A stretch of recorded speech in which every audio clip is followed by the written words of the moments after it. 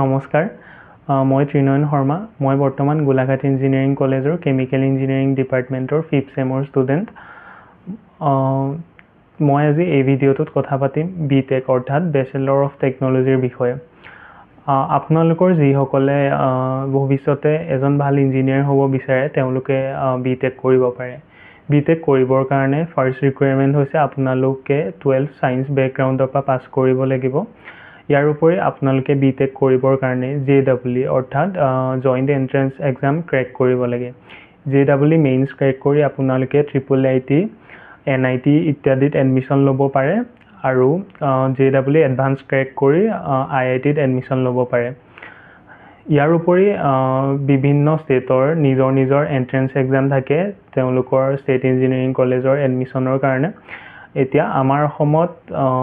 state engineering কলেজত admission ল'বৰ কাৰণে এন্ট্ৰেন্স এক্সামটো হৈছে CEE কম্বাইন্ড এন্ট্ৰেন্স এক্সাম ইয়াৰ সিলেবাছটো 11 আৰু 12 থাকে ইয়াৰ উপৰি বিটেকৰ বিভিন্ন ব্ৰাঞ্চ থাকে আপোনালোকে আপোনালোকৰ মন পছন্দৰ ব্ৰাঞ্চ ল'ব পাৰে আপোনালোকৰ ৰেংকৰ ওপৰত বেছ কৰি বহুত কেইটা ফেমাছ ব্ৰাঞ্চ হৈছে computer science engineering mechanical engineering civil engineering chemical engineering electronic and telecommunication engineering ইত্যাদি আপোনালোকে ইয়াৰ বিটেক কৰাৰ পিছত বহুত কেইটা কেৰিয়াৰ অপশ্যন আপোনালোকৰ বাবে খোল খাই যায়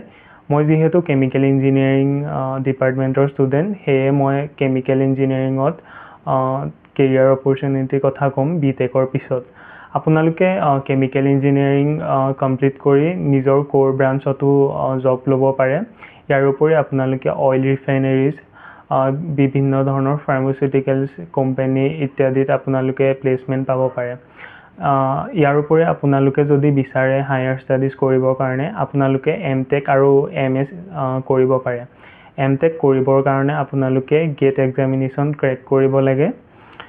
আৰু আজিকালি বিভিন্ন জবৰ ৰিকুৱাৰমেণ্ট থাকে গেট কোৱালিফাইড ষ্টুডেণ্ট তো আপোনালোকে গেটটো বিটেকৰ পিছত এটেম্প্ট কৰিব পাৰে ইয়াৰ উপৰি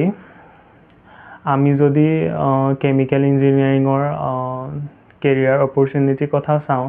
বিভিন্ন ধৰণৰ কেৰিয়াৰ পাথ আপুনি চুজ কৰিব পাৰে আজিকালি বহুতে দেখা গৈছে UPSC APSC ইত্যাদি ধৰণৰ কম্পিটিটিভ এক্সামত এপিয়াৰ হৈছে আৰু সফলতাৰে উত্তীৰ্ণ হৈছে আপোনালোকে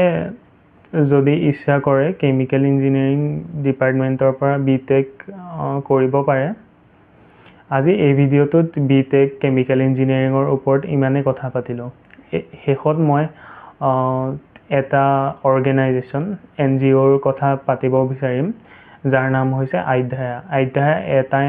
এনেকুৱা অৰ্গেনাইজেশ্যন যিয়ে আমাৰ দৰে আৰ্থিকভাৱে দুৰ্বল ছাত্ৰ ছাত্ৰীক সহায় কৰি আহিছে তেওঁলোকে আৰ্থিকভাৱেও হওক মানসিকভাৱেও হওক সকলো ধৰণৰ সহায় সহযোগিতা আগবঢ়ায়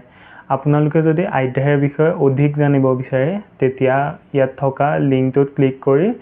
তেওঁলোকৰ অফিচিয়েল ৱেবছাইটটো ভিজিট কৰিব পাৰে থেংক ইউ